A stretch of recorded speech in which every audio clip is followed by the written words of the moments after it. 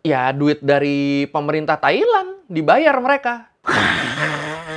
Tunduklah kepadaku kalian orang-orang asing. Yo, Studi Bantim.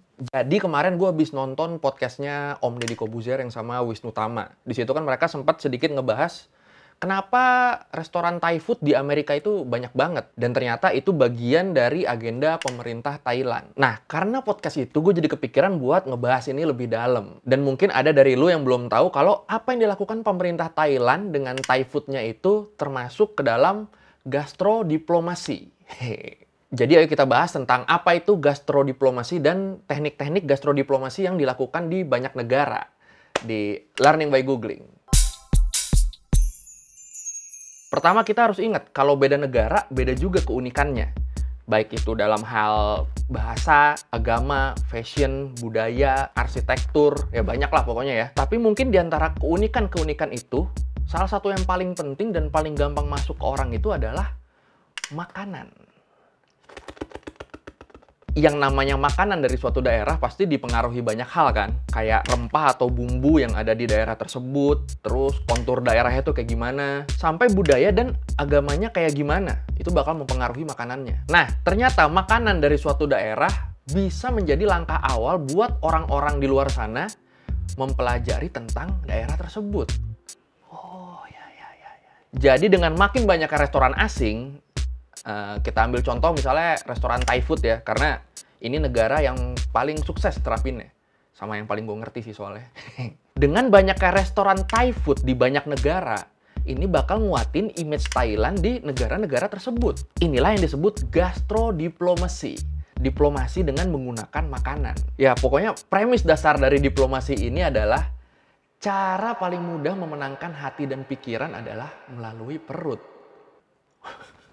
Iya juga sih, bener sih. Kalau lu mau lebih jelas ngelihat segimana niatnya sih pemerintah Thailand ini dalam melakukan gastrodiplomasi, kita lihat di Amerika. Jumlah restoran Thailand di Amerika pada tahun 2018 itu ada 5.342.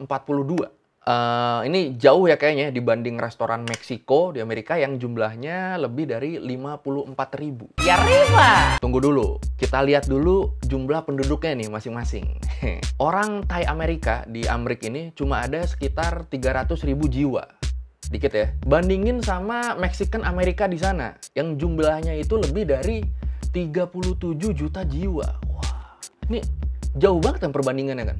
300.000 banding 37 juta loh. Ini jadinya kayak gini nih, kayak dari 56 orang Thailand yang ada di Amerika, satu orang tuh pasti punya restoran Thai food. Bandingin sama Mexican Amerika tadi. Dari 685, cuma satu orang yang punya restoran makanan Meksiko. Ini kalau gini, duit dari mana ini orang-orang Thailand ini pada buka restoran coba? Ya, duit dari pemerintah Thailand, dibayar mereka. Sebagai bagian dari gastrodiplomasi. Dan terbukti berhasil kan mereka kan. Dilihat dari banyaknya turis yang datang ke Thailand. Thailand, 39 juta. Bandingin dengan banyaknya turis yang datang ke Indonesia. Indonesia tahun 2019 jumlah wisatawannya ada 16 juta. Dengan kita itu punya pulau lebih banyak, kebudayaan lebih banyak, dan yang pasti menu kulinernya lebih banyak. Akhirnya sekarang banyak negara yang ikut nerapin gastrodiplomasi ini. Karena dibanding pakai hard power, kayak kekuatan militer, hubungan-hubungan diplomatik langsung, pakai apa, kekuatan-kekuatan ekonomi, konsep gastrodiplomasi ini yang termasuk dalam soft power terbukti lebih efektif dalam membentuk opini penduduk negara lain. Jadi kayak kalau hard power tuh kesannya maksa kan. Wah, ayo. Kalau soft power tuh pelan-pelan dia menggunakan daya tarik. Ya kayak deketin cewek aja kali ya. Cewek mana ada yang mau sih kalau deketin yang maksa lu. Lihat film ini deh. Ceritanya menarik tahu. Tentang sejarah penduduk planet Mars. Iya nih menarik. Aku juga jadi pengen nonton. Yuk nonton. Temenin gua nonton yuk sekarang. Buruan. Lah? Di blok. Banyak yang nyangka kalau gastrodiplomasi itu sama kayak culinary diplomasi. Padahal ada sedikit perbedaan antara gastrodiplomasi dengan culinary diplomasi. Kalau gastrodiplomasi itu kayak yang tadi kita omongin, make makanan buat membentuk opini publik negara lain tentang negara kita. Kalau kuliner diplomasi itu biasa lebih ke antara dua negara, lewat hidangan ketika kunjungan atau ketika negosiasi.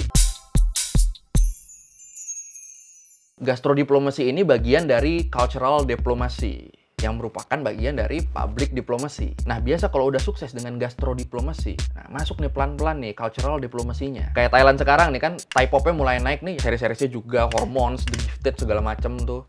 Termasuk seri-series BL yang suka cewek-cewek tonton. Hoi! Kalau masalah cultural diplomacy, udah pasti yang paling edan sekarang tuh ya Korea ya.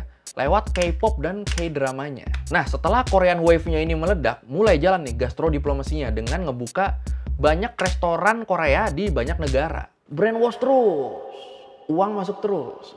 Keren sih Korea, gila.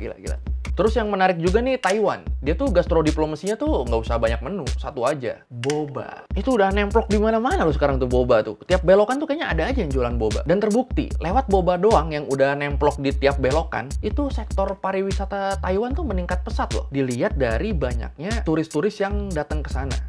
Dan banyak yang bilang pengen ngerasain boba asli tuh kayak gimana sih. Kecil-kecil kenyal gitu jadi sumber duit sekarang Eda. Terus Indonesia gimana? Indonesia ada satu yang menarik. Gue nggak tahu apakah ini gastrodiplomasi yang emang udah dirancang oleh pemerintah kita atau emang strategi ekspansi pasar perusahaannya aja. Indomie dari Indofood. Indomie sekarang udah hadir di 80 negara. Dan setelah gue baca-baca, kayaknya yang paling addicted tuh Nigeria. Ya, saking addictednya tuh di sana sampai dijadiin alat kampanye, anjir. Gila. Jadi di dus Indominya tuh ditempel muka politikusnya. Terus dibagi-bagiin tuh dus. Oh, gila. Indomie! Tapi Indomie ini efeknya buat orang luar emang gila sih. Ini pengalaman pribadi gue ya. Gue tiap ke Singapura, teman-teman gue yang orang sana pasti selalu minta buat bawain Indomie yang banyak. Terus kan gue kayak, lah emang di sana nggak ada yang jualan apa? Terus kata mereka, ada, tapi rasanya beda jauh sama yang asli dari Indonesia. Jadi besok gue kalau udah nyampe sana tuh, nanti teman-teman gue pada kumpul tuh. Nah, kalau udah gitu biasa gue berdiri di tangga atau di bangku, terus gue lempar-lemparin tuh Indomie satu-satu. Nanti mereka rebutan tuh, oi, it's mine, oi. Nah, biasa kalau udah rebutan gitu sambil ngelempar tuh gue dalam hati suka, tunduklah kepadaku kalian orang-orang asing. Lu kalau ada pengalaman Indomie, boleh di-share juga di sini ya. Mantap nih Indomie, sebagai alat brainwash. Oke, sekian Learning by Googling kali ini. Ya, semoga negara kita makin baik ya dalam menjalankan gastrodiplomasi atau cultural diplomasinya ya, dua-duanya lah pokoknya lah. Thank you udah nonton. Kalau ada masukan atau lu pengen request apa, biasa di komen, kita bisa diskusi di situ ya. Thank you udah nonton. Bye. Terakhir semua usah